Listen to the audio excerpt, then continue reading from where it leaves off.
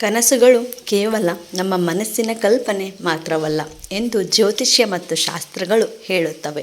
ಕೆಲವು ಕನಸುಗಳು ನಮ್ಮ ಜೀವನದಲ್ಲಿ ನಡೆಯಲಿರುವ ಘಟನೆಗಳ ಬಗ್ಗೆ ಮುಂಚಿತ ಸೂಚನೆ ನೀಡಬಹುದು ಎಂದು ನಂಬಲಾಗುತ್ತದೆ.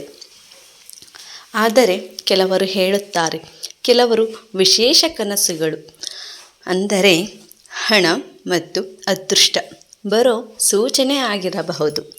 ಹಾಗಾದರೆ ಯಾವ ಕನಸುಗಳು ಕಂಡರೆ ಹಣ ಮತ್ತು ಯಶಸ್ಸು ಬರಬಹುದು ಎಂದು ಹೇಳಲಾಗುತ್ತದೆ? ಹಾಗಾದರೆ ಬನ್ನಿ ಸ್ನೇಹಿತರೆ, ಇಂದಿನ ವಿಡಿಯೋದಲ್ಲಿ ನಾವು ಹಣ ಬರೋ ಸೂಚನೆ ಎಂದು ಹೇಳಲಾಗುವ ಈ 5 ವಿಶೇಷ ಕನಸುಗಳ ಬಗ್ಗೆ ತಿಳಿದುಕೊಳ್ಳುತ್ತಾ ಹೋಗೋಣ. ಆದ್ದರಿಂದ ಈ ವಿಡಿಯೋವನ್ನು ಕೊನೆಯವರೆಗೂ ನೋಡಿ. ಯಾರೆಲ್ಲ ಹೊಸದಾಗಿ ಬಂದಿದ್ದೀರಿ, ನಮ್ಮ ಚಾನಲ್ಗೆ ನೀವು ಸಬ್ಸ್ಕ್ರೈಬ್ ಮಾಡಿ. ಏಕೆಂದರೆ ನಿಮ್ಮ ಒಂದು ಸಬ್ಸ್ಕ್ರೈಬ್ ನಮಗೆ ಪ್ರೇರಣೆ ಆಗಿರುತ್ತದೆ ಎಂದೇ ಹೇಳಬಹುದು.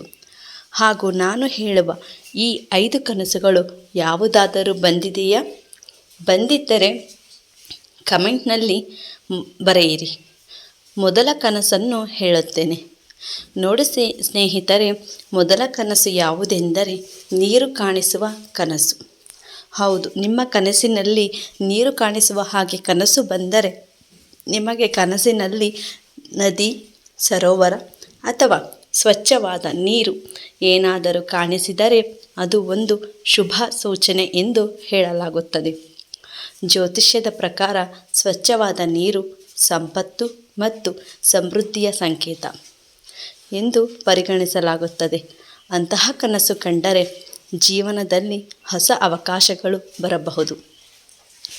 ಆದರೆ ಕೆಲವರಿಗೆ ಹಣಕಾಸಿನ ವಿಷಯದಲ್ಲಿ ಉತ್ತಮ ಸುದ್ದಿ ಬರಬಹುದು.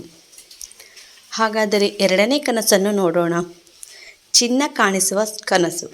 ನಿಮ್ಮ ಕನಸಿನಲ್ಲಿ ಚಿನ್ನ ಅಥವಾ ಆಭರಣ ಕಾಣಿಸಿದರೆ ಅದನ್ನು ಬಹಳ ಶುಭ ಎಂದು ಪರಿಗಣಿಸಲಾಗುತ್ತದೆ. ಚಿನ್ನವು ಸಂಪತ್ತು ಮತ್ತು ಯಶಸ್ಸಿನ ಸಂಕೇತ ಸ್ನೇಹಿತರೆ. ಇಂತಹ ಕನಸು ಕಂಡರೆ ನೀವು ಜೀವನದಲ್ಲಿ ಹಣಕಾಸಿನ ಪ್ರಗತಿ ಆಗಬಹುದು ಎಂದು ಹೇಳಲಾಗುತ್ತದೆ. ಹಾಗೂ ಕೆಲವರಿಗೆ ಹೊಸ ಉದ್ಯೋಗ ಅಥವಾ ವ್ಯವಹಾರದಲ್ಲಿ ಯಶಸ್ಸು ಕೂಡ ಬರಬಹುದು.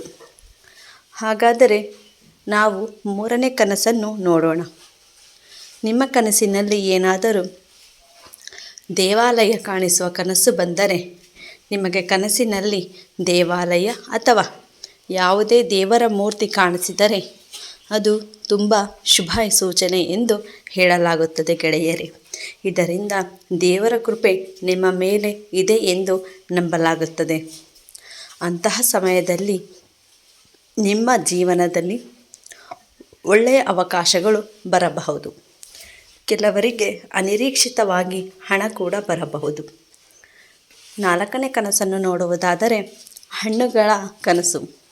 ನೋಡಿ, ನಿಮಗೆ ಕನಸಿನಲ್ಲಿ ಪಕ್ಕಾ ಹಣ್ಣುಗಳು ಕಾಣಿಸಿದರೆ ಮಾತ್ರ ಅದು ಯಶಸ್ಸಿನ ಸಂಕೇತ ಎಂದೇ ಹೇಳಲಾಗುತ್ತದೆ.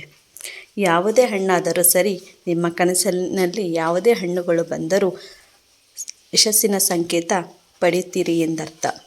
ಇಂತಹ ಕನಸುಗಳು ಕಂಡರೆ ನೀವು ಮಾಡಿದ ಪರಿಶ್ರಮಕ್ಕೆ ಉತ್ತಮ ಫಲ ಸಿಗಬಹುದು. ಕೆಲವರಿಗೆ ಹಣ ಮತ್ತು ಯಶಸ್ಸು ಬರಬಹುದು ಎಂದು ಹೇಳಬಹುದು.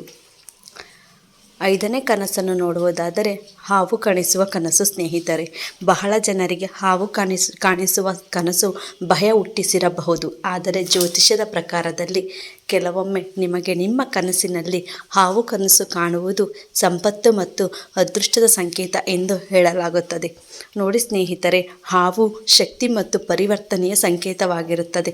ಇಂತಹ ಕನಸು ಕಂಡರೆ ಜೀವನದಲ್ಲಿ ನಿಮಗೆ ದೊಡ್ಡ ಬದಲಾವಣೆ ಆಗಬಹುದು. ಕೆಲವರಿಗೆ ಹಣಕಾಸಿನ ಅವಕಾಶಗಳು ಕೂಡ ಬರಬಹುದು. ಸ್ನೇಹಿತರೆ, ಇಲ್ಲಿ ಒಂದು ವಿಷಯ ನೆನಪಿಟ್ಟುಕೊಳ್ಳಬೇಕು ನೀವು.